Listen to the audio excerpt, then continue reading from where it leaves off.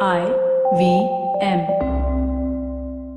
Alright, Simplified is where they take stories that you can't understand and make it even more difficult to understand. If you need that in your life, it's called marriage. Simplified, 3 young men with a mission. Their names, Chuck, Naren and Sriket. That's right, simplify their names first. Simplify. New episodes out on the IVM Podcast website, app or wherever you get your podcast from. कृपया ध्यान दीजिए, the language used on the podcast may not be fit for consumption. We warn you, tread carefully. But listen yaar, don't be so conservative.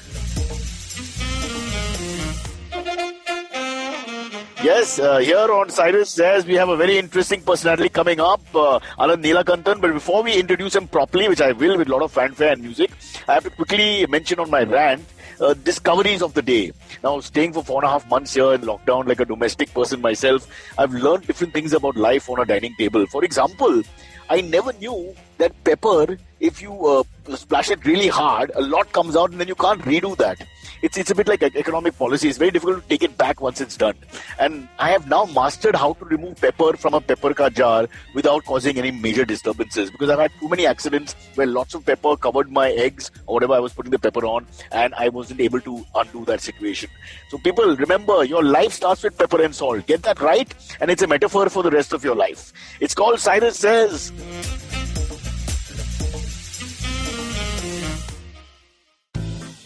Do you wish you were smarter?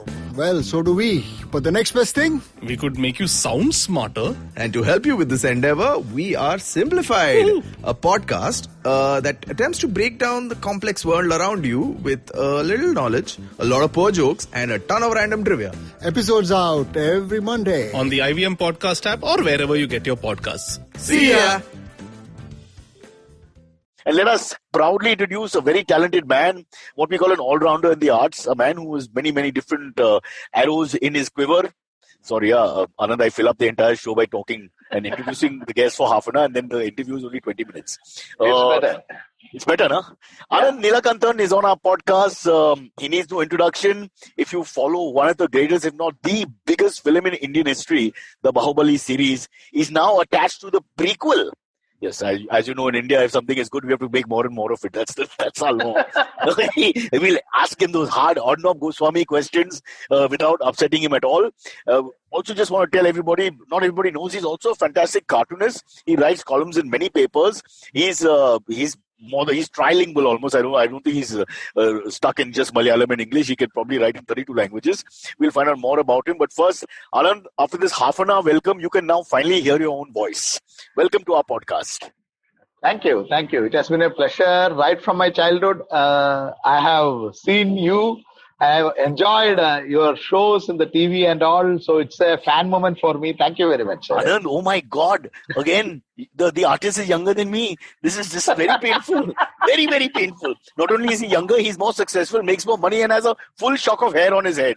So all these things that I hate. And here I complimented you for so long. Sir, but where do we start? I think we'll start with the book. And let's clarify firstly. So you have written this Bahubali Part 2. Chaturanga is Part 2 of a prequel. That's right. There are 3 books in the series. Right. So this is the second. First one was Rise of Shivagami. This is the second one called Chaturanga. And as the name implies, it is all about the dirty politics and political intrigue. But always politics have been dirty when it wasn't. But this is set in the medieval India. So we can add some more gore and violence to it. That's all. And the costumes change, but what you're saying is that politics don't change.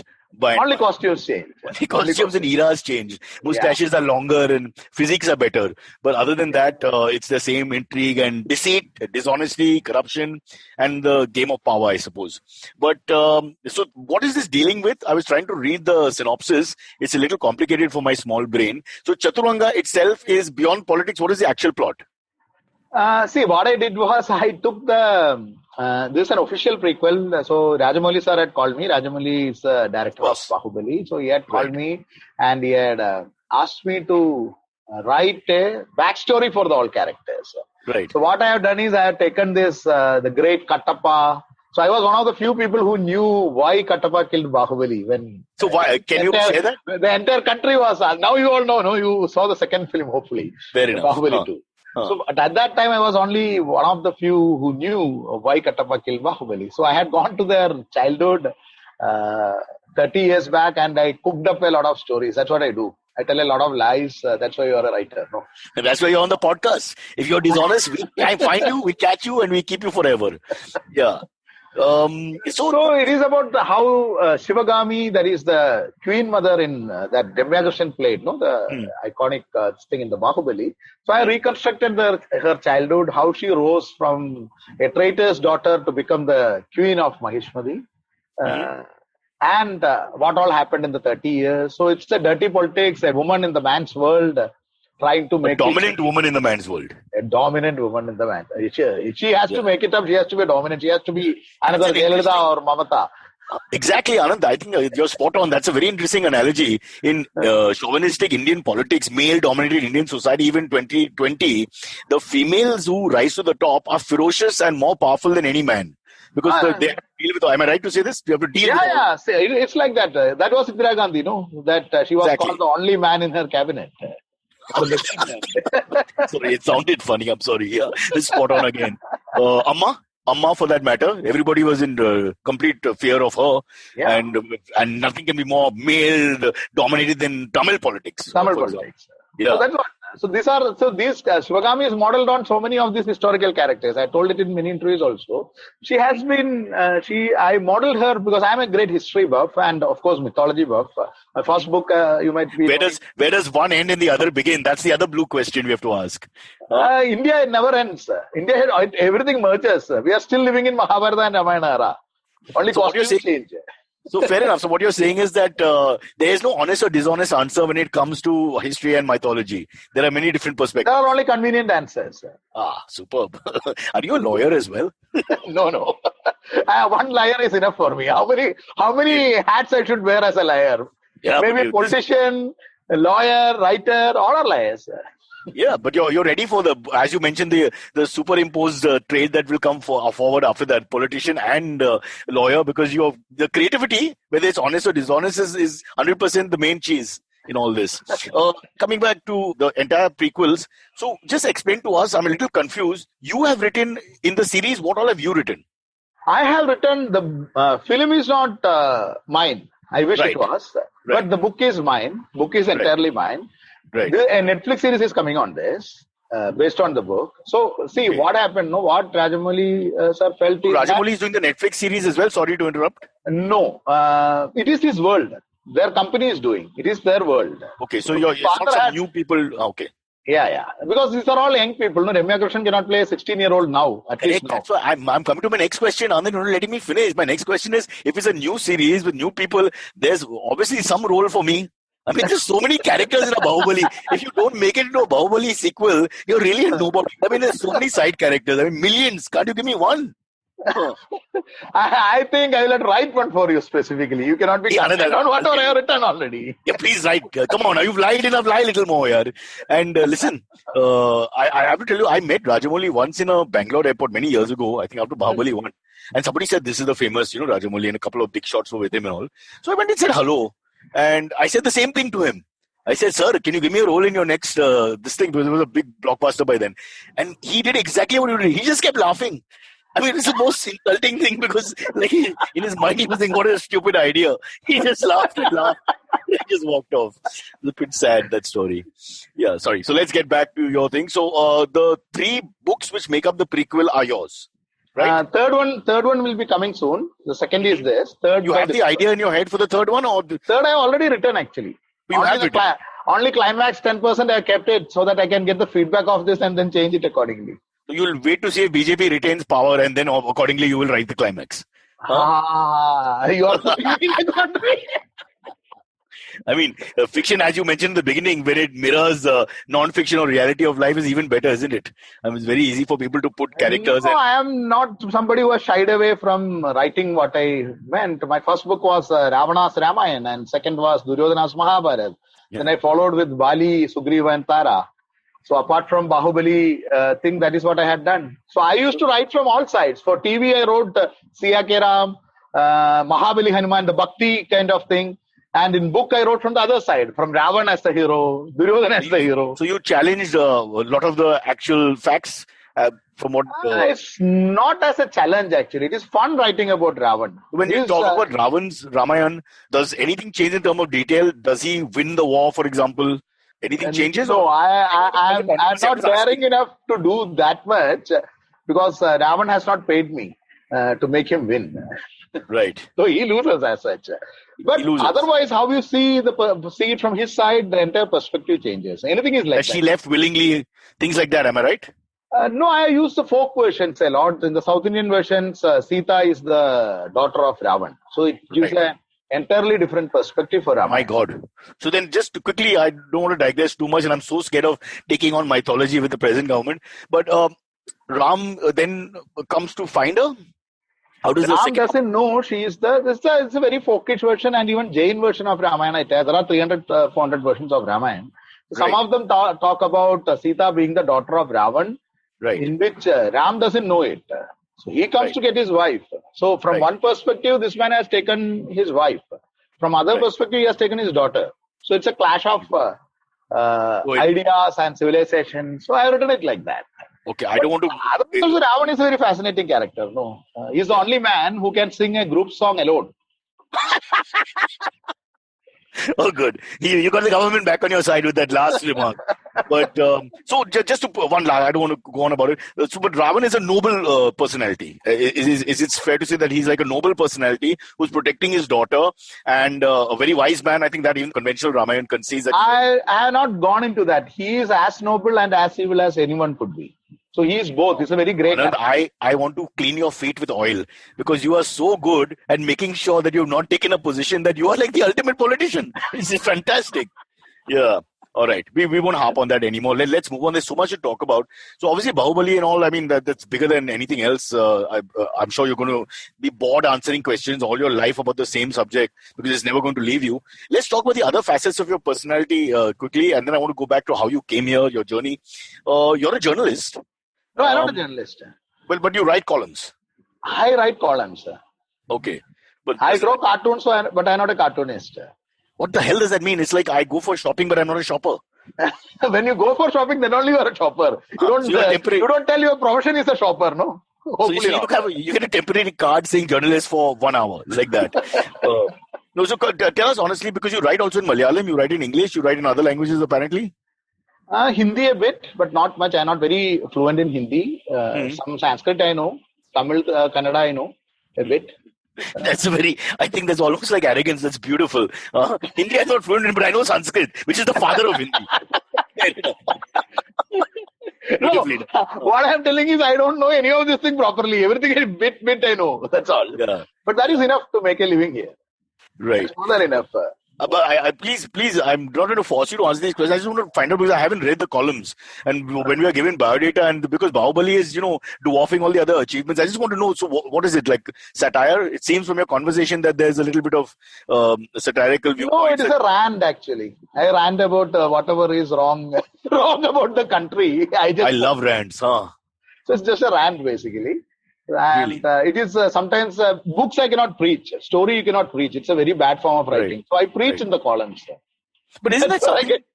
But isn't it something about Malayalam culture where it's always got a comic twist to it or a satirical twist to it? Even yeah, Mallus have this. No? Mallus, almost many cartoonists came from good old Shankar. A lot of cartoonists came from Putti, Shankar, Vijay. A lot of cartoonists came from Kerala. Right. You'll be pleased to know that the Bakra show that we used to do for 11 years was done by two Malayalis. First, Vasant Valsan, who unfortunately was a Malayali who lived in Delhi, so he spoke Hindi better. But that didn't change the fact that, this is India. And then Sajit, who's very much a hardcore boy from the heartland who came to Bombay. And so both of them. So again, I'm just trying to say that it's in the blood to do this slightly mischievous. Satire is an art. Is an art and it is in the blood of Mallus. They take everything in a satiristic way. Yeah. So there is a kind of veiled arrogance in it. Yeah. And a kind of superiority complex also in that. Fair enough. And they deal with all politicians in a very satire way. So that is why it's very difficult for a new party to come up there because they are trolled. It is all, it's not violence with which it is dealt with. Some places deal this with violence. There the violence is in the words. Very violent. We use the words very violently. Correctly. So, is it fair to say, because I've gone extensively up and down in Kerala for different things, and I always find interesting conversations with people I'm out there. Everybody has a political viewpoint, political consciousness, not like Mumbai, where people don't seem to be just no idea. They just live in their bubble. But if you go to Calicut, or you go to Tiruvananthapuram, or you go to Kochi, you have a conversation with a guy driving the cab, you're a hotel guy, or a guy who's handling the event with you, and they all have very strong opinions, both on state and center, which is always fun. They got international. They will be in some villages when you are driving by, you can see 3 people carrying a placard and marching on the street, condemning the American attack in Iraq or in Syria or somewhere. Yeah. As if Americans are looking at it and they are so concerned that these 3 people are marching here in some remote village in Kerala. But they will march the whole day, protest against. Protest is a protest. Now, success of the protest is a different issue altogether. Fair enough. It means something to them. Maybe they lost the H1 visa. Who knows what the real story is. So you have that. Do you get any attacks? Because I can tell that you like to, poke fun and take people on. In sporting civilizations, you'll be revered, but this is a mixed bag here in India. So do you get any criticism? I have my share of things, but mostly people finally laugh and go. Because I don't take myself seriously. So, I would say in Kerala, yes, or people of Malayali bent, or those who understand the Kerala style. But what about, say, the North Indians and others? So far, nothing. That kind of thing. I don't want this one question which I always get asked in every interview. Why nobody has slapped you? Or why nobody has beaten you up? Because you live in Germany and you send it from there. As if the entire country is waiting me to be beaten up. Everyone. No, but I'll tell you. Anand, to be fair, I get this question a little bit also. Obviously, yours is a far more serious bashing of people. Mine, they don't take seriously. But we get these questions because everybody thinks, and this is the sad part, they actually think that we've reached a point which may be true, where it's very dangerous to criticize. So I think that's a commentary on actually what's happening, where people are always asking, Anand, you wrote this? How come nothing happened? And I'm just thinking that's actually a sad thing to say. It's not about just your greatness as a writer trying to provoke a situation or people to think, but more importantly, that people think that we are going to get into trouble because they believe we have a government. Actually, we are a tolerant culture. I think many of these controversies are manufactured. I think online has a different world altogether where people just have nothing to do, so they start. Online, I stay away from online. Initially, 2-3 years back, I used to be in Facebook and actively. Now I just put my story there and get out. I let people fight. What about TikTok? That was a glorious medium. Just before we declared war on China last weekend, TikTok. I hope China is defeated now and is so big. I don't think it'll happen in 24 hours. We'll have to wait. We'll have to wait. Back in Gurgaon, they broke 2 television sets which are traced to Chinese owners and manufacturers, but it's actually built in North India. So I don't know. I don't know how far that went. Okay, now let's talk about the cartoonist bit. Very rare to see a cartoonist who's also the writer, who's also the all-rounder, so to speak. So what came first? Cartoon. Really? That was a good way to impress girls. Wow. Or that's what I thought, but it never worked. Which girl liked to be a cartoon? Oh, that's true. Drawing there would make no sense. Yeah. Plus, you'll have to explain the joke. I think as a comedian or someone who's trying to push humor, when you have to explain the joke, you fail completely. That's a terrible thing to show your cartoon to someone and say, this is what I'm trying to say. Yeah. So, Anand, let's go back in your life a little bit and trace how you became this big shot and where it all happened for you. What's the background like? What do you go as a young boy? What did you want to do? What do you think you were going to do? I just wanted to laze around in life. I didn't want anything else. I liked telling stories. I was always a storyteller. And cartooning also, I was too lazy to write. So I used to tell stories, make up stories about my teachers, so half the people never believed me. The other people were sure that I was lying. The other half. But you were lying. Half the people didn't believe me and the other half were sure that I was lying. But you were. I'm saying you were lying, weren't you? I was. That's why they believed that. So. Or you embellished the truth a little bit. Is it that? So, but I was forced to do engineering. You know that now I am 45, 46. Right. So I was in that age where the parents in small town especially thought growing up in the 90s. I agree with you. You have only 2 careers. MBA. One is doctor and one is engineer. Engineer. Yeah. These are the 2 careers for any small town. By you become an engineer, your life is set. then everything it's like how you see in the films, or better than that, like Rajinikanth films. No, after he's a bullock cart, he's riding a bullock cart, and one song gets over, suddenly he has a big bungalow and 100 imported cars. Yeah, and the makeup has changed completely also. Makeup has changed completely, and he learns to walk in slow motion. All these things happen in fact. Be careful, huh? You can make fun of India. You don't make fun of Rajini. Please learn that. I'm not talking about any star for that matter. Nothing specific to him. That is how Indians tell story. Nothing wrong with that. Fair enough, yeah.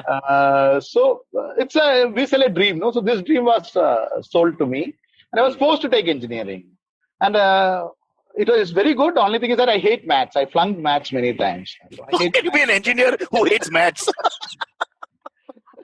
But I was in the engineering college, and I loved everything in the engineering college except engineering. Right. Everything else was great. The canteen was good. But Canteen generally, was good. Girls where were were you? good. everything Which was college? Which part of India? Trichure, Kerala only. Trichure. For us, I lived in Cochin, so anything beyond Cochin airport was North India for me. Fair enough. But coming back to engineering, but isn't it terrible disparity for male female if you're not interested in the subject? But from what I remember, We had a fair share. That's why I took electrical engineering. So electrical engineering electrical and electronics always had its fair share of girls. again, would you say over 20%? More than that. We had almost 50%. It's What are you Kerala. saying? Wow, I Kerala has Kerala. Now, I want to be born Malayali for sure next time because every engineering college I visited was like 90-10 and all the boys had the same complaint every time that there are no girls. There are no girls. Kerala has its fair share, especially our class had a lot of beautiful girls. So many of them might be hearing it perhaps tomorrow. So that's why I'm telling it now. I used to lie at their face. Now I am lying through this. That's all right. They'll understand. So, For someone who's not on Facebook, I'm a little worried you're trying to revive old memories. Huh. this is a method of doing that. I try that always. Right. So it is like government engineering college Trichure. I studied. Most of my classmates passed in 96. I passed in 97. What does that mean? It meant I had a lot of back papers. I flunked a lot of exams, and it took one more year for me to get out. Well, that's great, Anand. I love these stories because end of the day, here you are as this very famous established writer who basically can make or break careers with the kind of work that's at your disposal. And on the other hand, you look back into your life and you were taking it sort of like, not a very serious thing in engineering. You let 1 year go. You only remember the girls in the canteen. So I have a young son, so I just think that in India, people should understand that education is important, but it's not everything. It's sort of, we middle class India, we are just told all the time that you have to, as you said, become an engineer, doctor, MBA, whatever. We have to get out of that, just get out of that mold. Because look at what you are today and what was then. I mean, there's no connection. Mostly, if you see, most people, there is no connection. What did you study and what you are doing? Yeah, I studied PA in politics and then I did 1 year LLB. Then I started working with MTV and I couldn't do the exam. So I just kept the seat. Then again, I couldn't do the exam. So I still kept the seat. But I don't have the seat anymore because then, once I started earning little money, I just lost interest. But I'm 1 year LLB. I'm ready to help you with divorce or anything else, accident claim, anything. I'll bring the book. I'll open it. I'll talk in front of the judge. Do what I can at very low rates. Yeah, a good point. Yeah, so because very often, as you yourself mentioned, it's more the parents or the society kind of thought process that pushed you into MBA or engineering, doctor, whatever. And the real you is not even allowed to find yourself in that sense. I mean, you did, but there's so many cases when I travel. I used to do a show called MTVU University, and I traveled to including the South, of course, Kerala as well. And I've seen it's very generic across India. A lot of talented boys and girls, musicians, possibly artists, writers, singers, very liberal, right brain kind of people. And they were just stuck in this. And I felt really happy that I don't have so much competition because thanks to parents, all the talented people are going to become bloody engineers, doctors and MBAs. And there are only 5 faltus working on television and radio. So I'm safe. So in a way, I should be grateful. But don't you feel that? It's really sad that people are trapped. It's really sad. So my daughter and all, I said, never take. I'm not going to do the same mistake which I did. So she took arts. She's doing her +2. I hope she doesn't wake up one day and say, Daddy, why didn't you put me in engineering? I hope so. I didn't force her. I left it to her choice, so she cannot blame me. She only took it. But it's good now that the next generation is thinking more broadly. I'm not saying that it's right or wrong. What will happen as you said, the connection is not even there between what you did and what you'll end up being. But it's just that when they're the decisions are made for you, that poor person is stuck. Supposing you become a doctor and a successful one also, but your heart is never in it.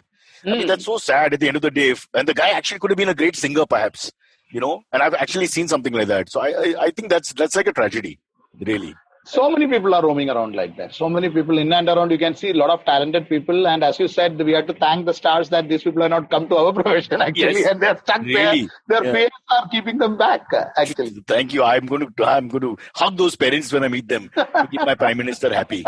Okay, we'll take a quick break, Anand, because you're talking so much that we're running out of time. And then we'll come back and focus on your career once again. Okay.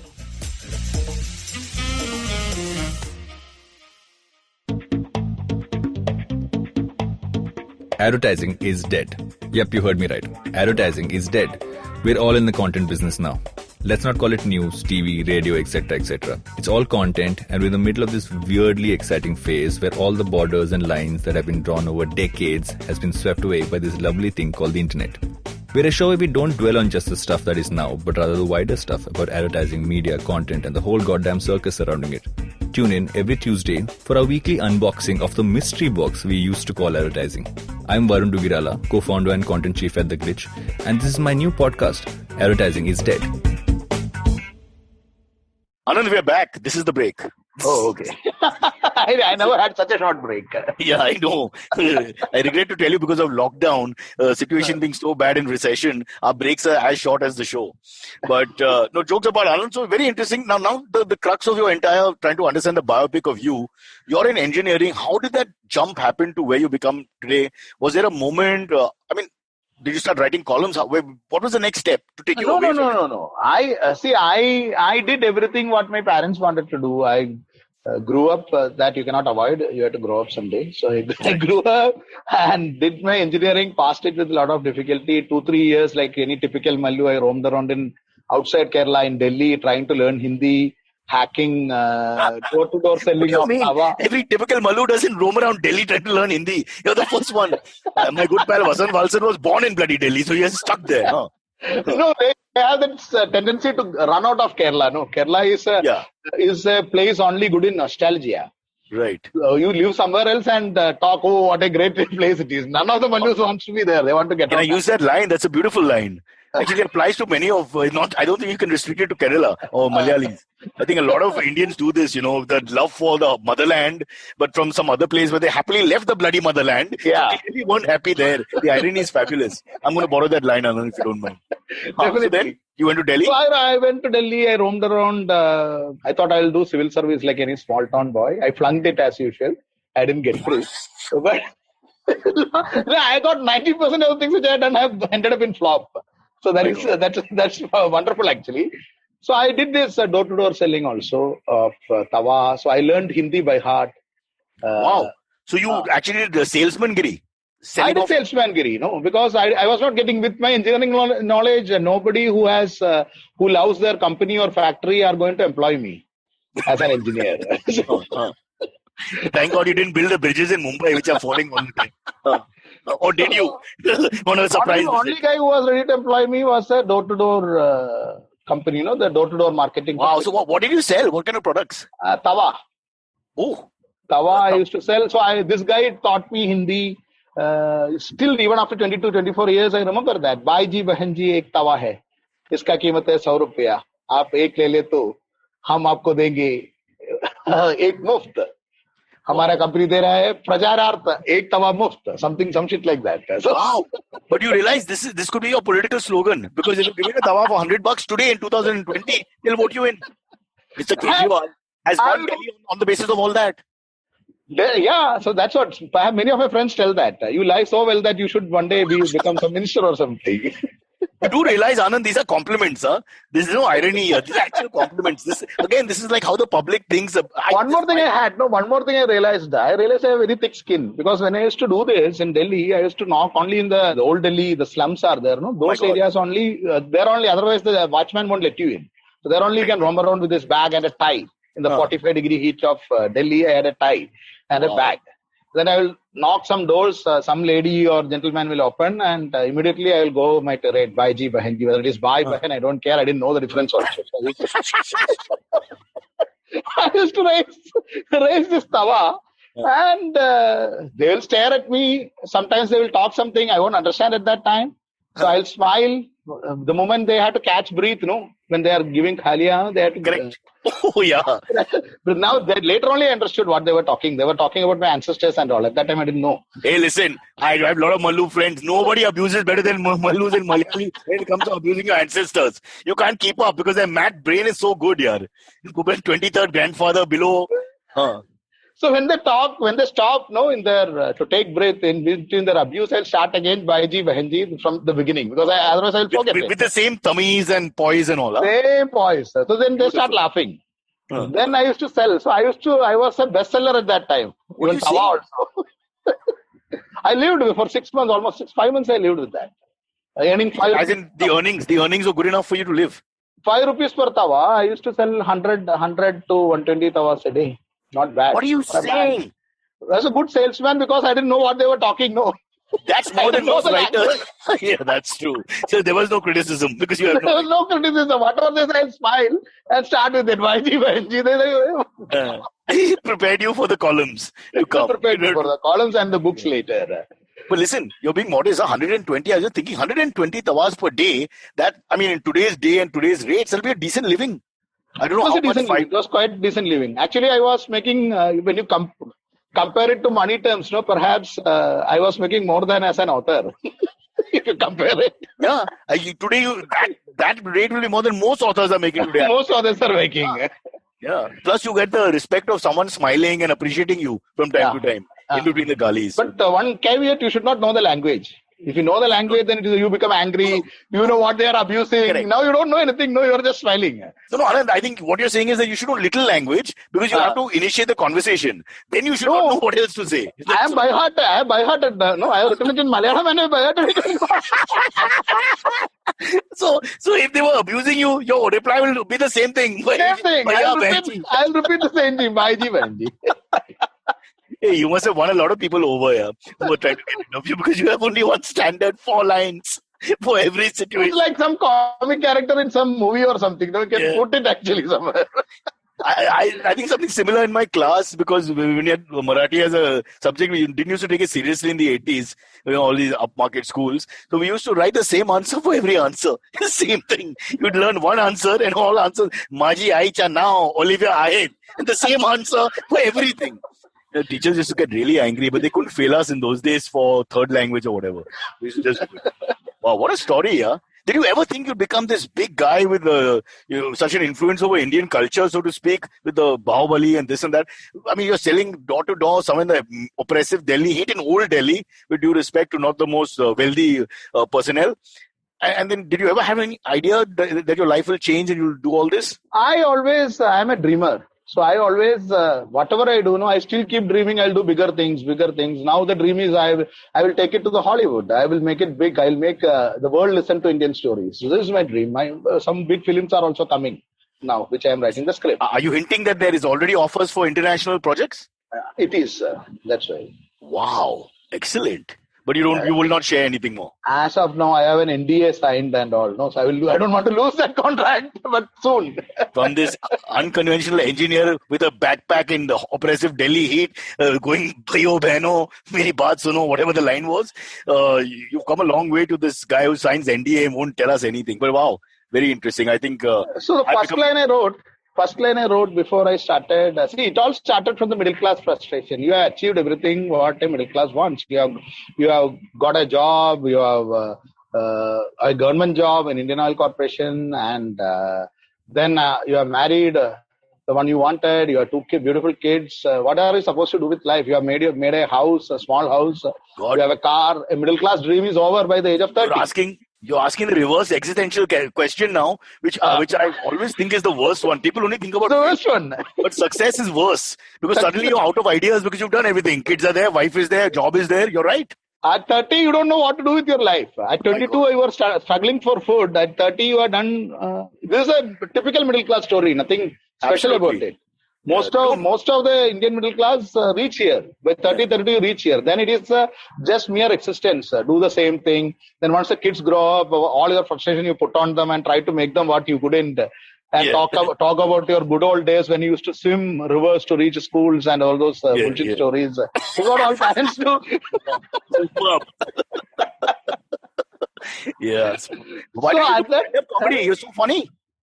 But You should do stand-up comedy.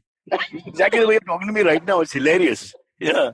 I was just thinking it's absolutely, it's real and it's funny. It's the exact right mix. Sorry, go on. so this is so I had reached that stage, so I didn't know what to do with life. Actually, it started from that. It's not that from my childhood I wanted to become Shakespeare. I'm not going to become Shakespeare. So that is not my thing. Arey, Shakespeare was unsuccessful. You, on the other hand, are super successful. Shakespeare wasn't unsuccessful, or he was okay. Little Globe Theatre, okay, but not as much as me. That's what you want me to say. Absolutely. I would say when you were door-to-door salesman, you and Shakespeare were doing the same sort of business at that point, with the same language skills. So then I started writing. I started painting. I paint decently, but not good enough. Oil painting I do. But are these in the cartoon scheme of things? The caricatures? No. Proper. I wish I could show you something.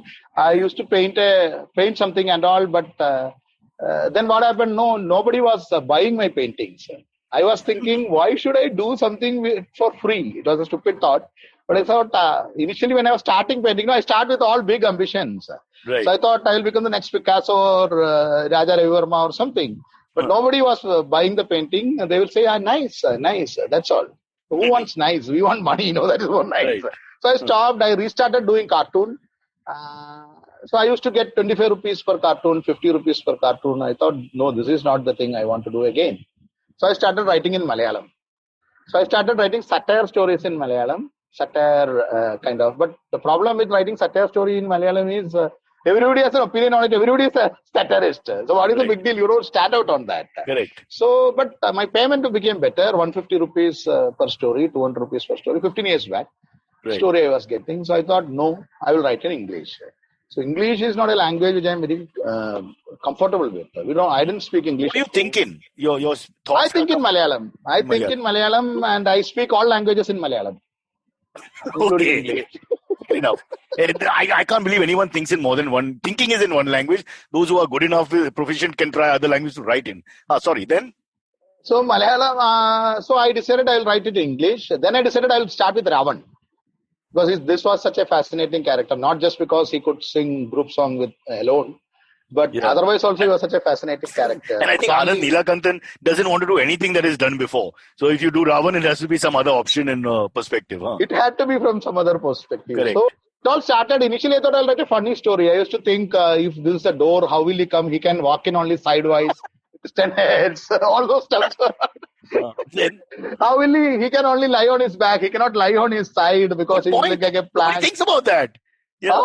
That's a very good point. He will need 10 toothbrushes. In COVID time, if you think you will need 10 masks every day. So these are all very tough stuff. But then I thought, no, I will have to write it properly. Then I went back. The first word I wrote was, this book is going to be a bestseller. This is going to sell a lakh of copies. Then I cut it, put 10 lakh copies. Wow. I regret it now. I should have put 1 billion or something because I almost. How much did it sell? It is, as of now, in 14 languages, it has crossed 6 lakh in 8 years. Wow. The one book. Then all put together, I would have sold almost 1.5 million to nearing 2 million. What are you saying? All my 6 books put together. Excellent. So that is all came later. So I wrote Ravan. The first line I wrote that, and second line I wrote was, tomorrow is my funeral, because I had some inkling whether this will go wrong. It's had it. So that's my Asura starts with that line. Tomorrow is my funeral. I don't know whether they will bury me like a mangy dog or like an emperor. This is my first 2 lines I wrote after writing this. If you go back to Delhi, I can tell you how they'll bury you. But what an interesting story. And so the very first book did sell. That's the main thing. Before you came into the Bahubali franchise. And all. Yeah, through that only I came to... It tasted success immediately. It hit success immediately in the sense I didn't know it was successful. Because it was published after 18 rejection. It was taken by... 18 rejections? 18 rejections used to come. I used to send it by speed post. I used to send it by ordinary post, not many couriers at that time, and it used to come back by speed post. So almost all major publishers rejected it. Now Give me I the am having- names. Give me the names so we can send them joking cards with laughter. No, they are now my publishers of my other books, including right. Westland and Penguin. They've And come all running of back. that. They've come running back once you sold 1 lakh copies. How sweet. That is life. That is always enough. life is that. Yeah, it's purely business. You shouldn't take it personally. Fair enough. Yeah, there is nothing personal in that. So this publisher, Leadstart Publishing, there was one editor I always owed to her, Chandralekha Maitra. She read the book. She had worked in various other publishing company and she was doing this. She read it and they offered a contract. I gave 500 copies were printed. And I was living at that time in a town called Belgaum. Right. It's a beautiful town, but I know. no English. Maharashtra, Goa. Maharashtra. So not much of. I saw my first book sitting in a Airport? bookstore when I came to receive the award for being shortlisted for Crosswords bestseller. Until then, I had not even visited bookstores because the nearest one was in Goa, Right. some 200 kilometers, 150 kilometers away. So what you're saying is in Belgaum, nobody reads. Fair enough. Belgaum, they might have got it from Amazon or some or Flipkart at that time, but not much. As such, how many Indians read? No, Nobody. Like I wrote Siya Ke Ram because after Asura, Star TV people had come and Mr. Anirudh Pathak, he had brought me into this world. So I had written for Siya Ke Ram. TV writing, TV you write in a different style, not like book. You write while you're sitting there only. Mostly. Yeah, you write while you are sitting there, and every dialogue you repeat 3 times. Yeah. So that the housewife who is in the kitchen or making roti. Yes, has understood what you're saying. Superb. I'm telling you have to to- stand up. That's your next thing. So every character sounds like their own echo. They keep repeating the same thing. Yeah, they do. It's Especially, funny for us. No more dialogue they write. You had to write only 4 dialogue. In 25 minutes, episode is over. Anand, fair enough. But to be fair, this is not an Indian issue. Any soap opera across the world, when I was stuck in Barcelona, you can see the dialogue being repeated, close-up coming closer. It's just so stupid after about 2 minutes. Yeah. No, I think they are using TV as a audio medium rather than visual. I didn't think of it that way. You're right. So that you don't have to pay attention. You can You can still, this keep coming like God's words, no? It keeps echoing in the room again and again. Yeah. So that I took, so again from Asura it started. Then I moved to Bombay. And Bombay, as you know, Mumbai is a city of dreams. You dream it, it happens. Yes. Then things in 8 years, so many things happened. Since from 2012 onwards, I have 6 books in English, 1 in Malayalam, 2 audible books which is coming up, 6 serials, almost 500 episodes, 200 columns. I lost count. So many things. But obviously, once you have like the television stamp and the feature film stamp and successful franchise, that is, obviously that makes a big difference, right? I think people buy the book without reading it. I wish all the people who brought my book read it. Most of the Indians buy the book and they don't read That's it. what I'm saying. That's what I'm saying. Yeah. It's like gym memberships. They take the membership and never use the gym. Never use it. Yeah, but the hype of Anand Neelakantan also is there now. But anyway, I suppose, do you think reading is dying? But I mean, No, not exactly. There are, the other way around also is true. Many of the people who read, they don't buy books, they borrow it. yeah. They borrow one book, gets shared by 10, and the person who buys the book, he rarely reads also. There are always exceptions to this. Yeah. So reading is not dying. Reading is actually going up. Only thing is that now there are more authors than readers. But in economics, we call that delegation. So it's acceptable. He is the man who bought the book, helping trade and commerce, and then he delegates the reading to the more intelligent people who are more interested around him. That's correct. Who want to spend money and do trade and commerce. So I think it works. But there are more authors than readers, as I said. Like there are more comedians on the internet than people who view them.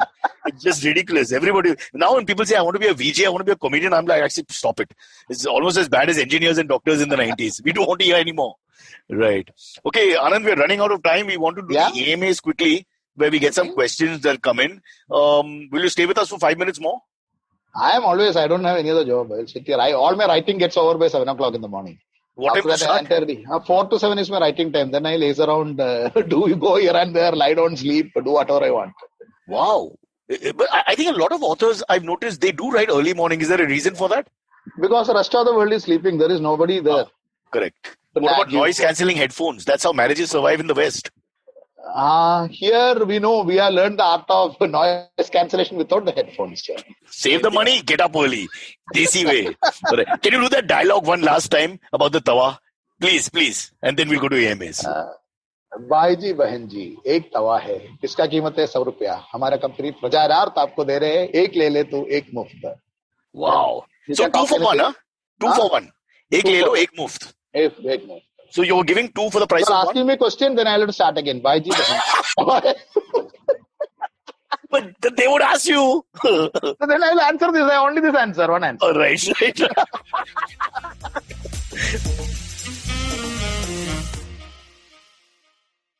Hello, everybody. Welcome to another week on the IVM Podcast Network. If you're not following us on social media, please do. We're IVM Podcast on Twitter, Facebook, and Instagram. We'd like to thank our sponsors this week, Paytm Money. Some really fun guests on the network this week. Cyrus welcomed Dia Mirza to come and have a conversation about all kinds of different things. Danny Morrison was on Edges and Sledges, the cricket podcast. If you haven't heard that, that's always a fun listen. And Rahul Subramanian was on Football Should Ball to grow their ever more exciting list of guests. And it's not just that. Mantra Mugdha, old friend of ours, was on Advertising is Dead. Manu Pillai was on the Filter Coffee podcast. It's been one great guest after the other. And with that, let's get you on with your show. Follow me at Instagram and Twitter on Bored Brocha. I'm so bored, I need your help. I need your love. I need your touch. Okay, just follow me. All right. Hey guys, here are the AMAs. The first one comes in from Ameya Sarkar. He asks, hey Cyrus and guest, I have a major problem of the heart. I have been in love with a girl for the past 3 years. We are good friends. We always have a really fun time together with a lot of laughing and merrymaking. One of our favorite things to do together is go on long drives and stop for Kulfi Faluda. Here's the problem. I have been trying to muster up the courage to ask her out on a date, but I have been unable to do so. The thing is, she recently saw Indian matchmaking on Netflix, and so now is considering hiring Seema Auntie from Mumbai or a matchmaker like her to find her a life partner. What do I do to get noticed by her as a prospective mate? Any advice would be appreciated. You see, when it comes to women, Anand's book is pending. He's working on it, but he's not publishing it very soon. Anand, but firstly, he has dated her. If they're going for Faluda, Ameya, if I may ask, is it a male name or a female name? Because answers will depend on that. Male name. Ameya Sarkar, I think the male name. Yeah. Okay. Sorry for that.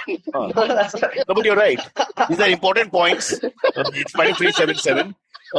But they've already been on dates. So, in a sense, that he's mentioned about Faluda, Kulfi and all that. That's a little odd. No, that works either way this time. This it doesn't matter. Those are not really counted as dates anymore. So it's like, just hanging out. So, listen, for low budget, Faluda is as good a date as you. I mean, come on. If you have only 35 rupees. No, I didn't mean that. I meant dating need not be always with the opposite. Oh, you're on another tangent as usual. Ravan revisited. You changed the Ramayana. Now you're destroying this guy. It into a homosexual. That's why I wanted to ask specifically what is it, whether it is this or that. No, apologies for that. But I don't think that Seema Auntie will be able to find a match for that particular person in the same-sex category. India's not that. I don't think that she's struggling to get partners from opposite genders at the moment. So, Anand, what do you suggest? He's saying he doesn't have the courage, and his worry is that the girl will marry somebody very quickly through the grapevine, through the internet. So, do you have any advice? Courage. If you don't have courage, this is not for you. Why don't you write this with Faluda itself? Make it typical Bollywood. The way you tell your love, make it typical Bollywood. Oh, she will laugh. She will laugh. It's a good thing. That's all right. It's always good to be silly in love. And otherwise also in life. Anand, what if we put the Tawa sales pitch, Bhayo, Behno, whatever. You cannot call her Behan, of course. but because you tell him my Hindi is limited. The wrong message. She will come with the Rakhi. The Rakshabandhan, she will come with the Rakhi and it goes for 6. So don't call her Behanji. Okay, right. Yeah, and Rakshabandhan at the time of recording is 2 days away. So 2 days away, that's what. So it's a wrong thing to say. Yeah. But it's amazing. I don't know. In a way, Ameya, I don't know why you're asking this question because you know the answer. If you don't go forward with it and try to tackle her in some way, she's going to disappear. I think Anand is correct. Without that little courage, have 2 drinks and then do it if you have to. But yeah. See, what is that you are going to lose? Nothing. It's just a word. It's just a word. You just tell it. Correct. Maximum that can happen is she will say, I will not speak to you. All the way. Otherwise, if you get her, you are not going to speak to her for the entire life after you get married. Exactly, and if she rejects you, she will be speaking. You'll save the Faluda money for next time. So there's always some positivity coming out of it. Yeah. All right. Antarik, sorry, next one. We have failed with Ameya. One of the highest paid authors in India, probably in the world. A man whose writing is influencing generations across cultures in India, which is rare. And he's unable to give you any advice except say the word. Say the word. Next. Okay. That was for Ameya. The next one comes in from Manali Shah. She says, hi Cyrus and dear guest. Big fan of the podcast. Hope my question makes it. It did. So I'm from Mumbai, stay in Juhu with family. My brother is settled in Melbourne with his wife, but was visiting us before the lockdown and then got stuck here when the lockdown hit. He hasn't been able to get a flight back yet, so has been stuck with us for the past 4 months. Let me just say, my brother has not been a great guest. He has been hardly helping out with the chores. There are plenty of chores. Hasn't been helping out in the kitchen. Hasn't been cleaning his own room. It's filthy, by the way. Expecting my 60-year-old mother to clean it instead, since there's no house help available. What do I do or say to my brother to make him buck up? Or else, could you say something to him, Cyrus and guest, and I'll make him listen to this episode? I have a no guest Ask him to sim to Australia, no? Yeah, but not Melbourne. The COVID is rampant there. But Anand, we have a no guest policy. From childhood, I've said, let's not have guests. And I don't go to my relatives' houses. I'd like to stay in hotels. I really hate that idea. I think after a few days, nobody wants you around. And the relationship just gets worse. It's like Big Boss. We don't want Big Boss everywhere we go. So personally speaking, I don't know why you encourage your relatives to come. Get them a nice guest house nearby or, some place for them to stay. And you meet for dinner and lunch and have a good relationship. No, but your parents will want that their sons stay at their own place only. No? His mother will never want him back. He's the worst kid ever in the history of her life. But why do we do that? Honestly, I mean, this is so sad. Lockdown happened, so you're stuck. So it became a longer period of time. I remember staying in my own sister's house in the 90s for a little while. And after they were very nice and all that. But after day 5, my brother-in-law said, come to the garage and help me with the car. And I'm not a mechanical person. But he thought he was, it's a great day to spend under a car fixing things. And I hate that. I wanted to watch TV or naked women, like most people. I couldn't understand this fascination for cars and looking at a spanner and pass me this and pass me. The Americans are nuts. I don't know. They spend so much time doing stupid things like fixing things. When you have labor, you never fix things. So we don't have this idea or concept at all. Right, Anand? We only break things. We never of fix. Course. Yes. There has to be a Shiva for every Vishnu. I can take that liberty. So your advice is to tell the brother to go to a hotel. I'm saying avoid having guests as far as possible. Now, you can't avoid your brother. No, but now, Cyrus, he's already stuck. The guest is already there. The fort has been now breached. Yeah, it's true. But now what to do? You can't. The Trojan horse has walked in. Now what are you going to do? Nothing you can do because he's not going to cooperate. I think you should make him watch some typical serials. I will send you the name. I don't want it to tell it in open. Okay. He should feed him with some cereals. Which cannot stand. I think they will take a ride. Go to the next hotel. There are a lot of great television serials which more than half an hour nobody can stand. Oh, okay. Now I get it. All right. You make him watch some really bad serials till he can't take it anymore and they decides to leave the house. Okay, fair enough. That's a lot of sense in that as well. I think, he's Australian hardcore capitalist now. Why can't the mother pay him to do his room? Say, look, I'll pay you 100 rupees. You clean the room. Another 500 rupees. You keep this in order. 1,000 rupees for cooking. Give him a little incentive. What is there? I see everybody's just gone quiet now because as 3 spoiled Indian males, none of us want to work. No, because already income is a little hard to come by nowadays. So already that also she has to give to her son. So that would be a little dicey, I think. Listen, I just lectured my son about trying to get into a foreign university so he can experience life abroad away from the loving arms of parents who are looking after him like a ladla. And I was just thinking myself, I would never want to be non-ladla. I would never want to be out of this place. God, I remember in New York trying to wash clothes and cook and all that. It was the worst experience of my life. And I had been beaten by 5 men outside a park once. It was more fun. I can't tell you. Oh God, trying to make keema with tomato puree. My sister sent me the recipe. Anand, you should write a book about this. Indians struggling with domestic chores. The worst ones, after some time people will tell you don't do it. Just order from out because you're really bad. By the way, Anand, can you cook? I pretend that I can cook. What I do is I involve my kids in cooking. So when they involve, whatever third rate thing you make, they will say it's wonderful because they are involved in that. Right. That is one way to irritate it. Yeah, but you know that there's a right against child exploitation in the Constitution of the children. No, I am teaching them to be independent. So once they taste their own cooking, even though they say it is very good, next time when the mother makes, they will eat it. So more money for the Scootsies and the Swiggies and all these others that are around. All right, do we have time for one quick one, Silvery? Yeah, one quick one. This last one comes in from Melissa Fernandez. She says, hi there, Cyrus, Silvery and guest. I have been watching Cyrus's This Week That Wasn't for years, and I'm really glad that it's still hilarious. Thanks for making that, Cyrus. Here's my question. I have always been into baking, and during this lockdown, I have been able to improve my skills to the point that my friends are encouraging me to start my own baking goods business, something I have only ever dreamed about. As it is, I have a lot of extra time on my hands right now as I was laid off during this time. Hence, I've been seriously considering starting my own business. However, my mother has been against this idea because she says it'll use up her kitchen, something she is extremely overprotective about. Already, our kitchen is very busy these days. Currently, I'm only able to bake stuff in the wee hours of the morning when she's asleep. I can't keep doing this if I'm to start my own business. How do I convince her? Cooking is like writing for Anand. You have to get up at 3 in the morning to do your cooking and buzz off before everybody else comes in your face. Fair enough. But it's amazing. One letter, the person doesn't want to enter the kitchen or help at all. Another letter, the person wants to do everything. Oh. All sides of the spectrum. Mr. Neelakantan Ji, what do you feel? You should cook in the living room. Then the mother will let her do it. That's a Gandhian way of doing it.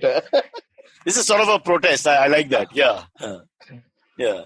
So you teach them something worse, so they go back to something which is less worse. Which is less worse. This is how we vote. That's a politician strategy, you know. Yes.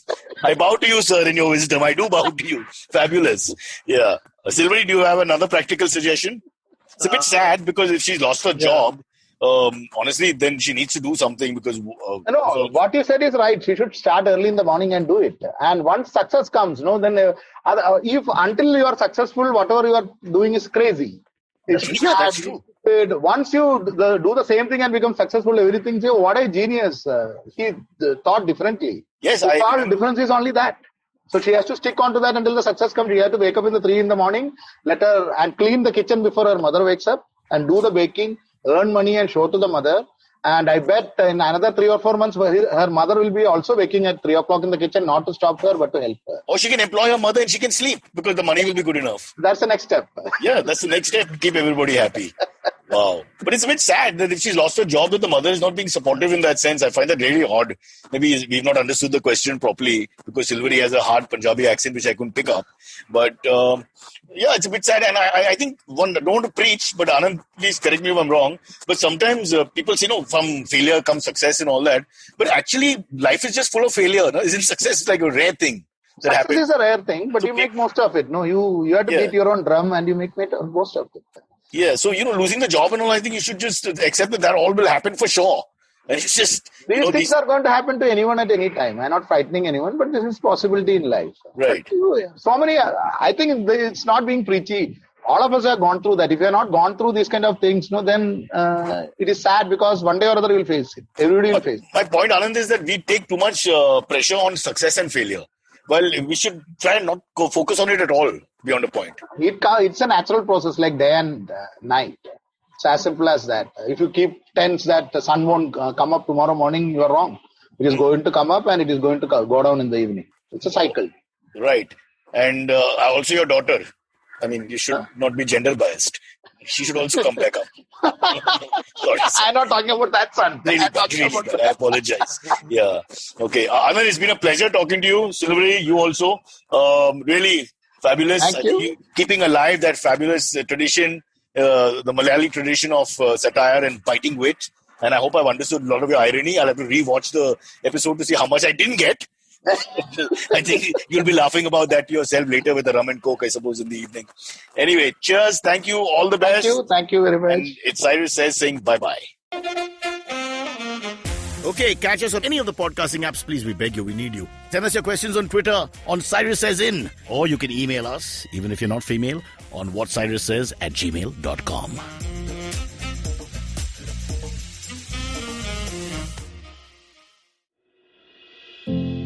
Namaskar, this is Ashish Vidyarthi. Yes, my friend, these are challenging times, but in these challenging times, we can create something extraordinary. Do take time to listen to my podcast, Begin the Journey. Available on the IVM Podcast, website, app, or wherever you listen to podcasts. Remember, we have a great opportunity called life. Cheers. Hi, I'm Satyajit. Hi, I'm Racheta. We are from the Open Library Project and we host a podcast called Paperback. Paperback is a podcast where we engage with stalwarts and experts from various industries, suggesting non-fiction titles that contributed to their journey in a big way. We've had guests like Anjali Raina, Dr. Marcus Rani, Dr. Swati Lodha, Ambi Parmeswaran, Apurva Damani, and many more on our show Paperback. Find new episodes every Wednesday on IVM Podcast app, website, or wherever you listen to podcasts.